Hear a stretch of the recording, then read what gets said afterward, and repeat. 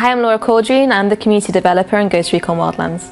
We're currently in our second year of live content at Ghost Recon Wildlands, and this year we're holding 4 special operation title updates. And each of these updates is based on a very strong central theme upon which we deliver new PvE and PvP content for our players. I'm Lucien Solban, I'm the lead writer on Rainbow Six Siege, and it's my responsibility to help develop the characters, oversee the creation of new characters, the maps, the settings, and basically putting everything together in a narrative structure. For Special Operation 2, we were thrilled to be able to work with the Rainbow Six Siege team, as we knew that this was a theme and a crossover that our players would really enjoy. I think the really great thing about working with the Ghost Recon team was not only the respect that they showed for our operators, but just seeing Ghost Recon and Rainbow Six sharing the stage, 2 worlds just combined. It was kind of like the realization of an inner geek moment. The reason why you get into video games are for like these little moments where you can just have fun with the characters that that you're putting so much work into.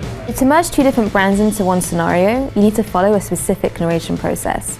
We regularly exchanged between the Paris and Montreal studios to see which operators we wanted to bring into the Wildlands and whose backstory we wanted to explore further. They kept us in the loop in terms of what they wanted to do. There was constant feedback. They were sending us their scripts, their intentions. In addition to this, sound, animation and character design teams shared assets and feedback all the time with each other. So both teams paid great attention to the sound design with Kavira's Lucen gun and our PvP class Surgeon's weapon. It was really cool seeing how we were able to merge our 2 worlds together, and additionally how the Rainbow Six Siege team, they were able to develop the backstory of the operators within the Wildlands. In Rainbow Six, we don't have a lot of opportunities to explore the deep narrative of the characters and how they interact.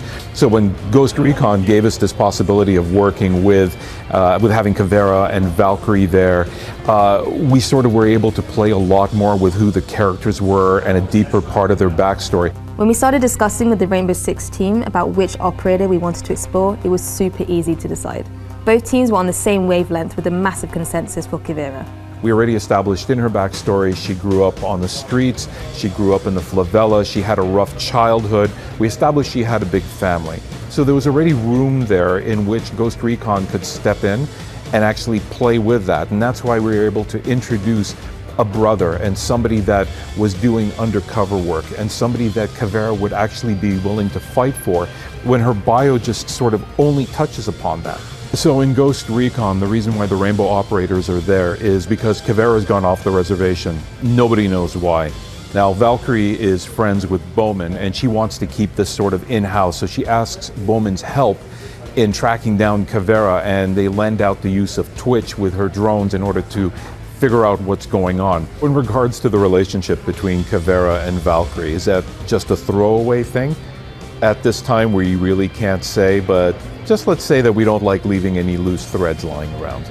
I really want to thank the Ghost Recon team and especially the Ghost Recon fans for welcoming Rainbow into their family. The enthusiasm we've seen for this has been incredible, and it really makes me happy to see our characters being so loved and getting this kind of airtime. It's been so much fun working on this update, and we hope that our players enjoy all of the new content of Special Operation 2.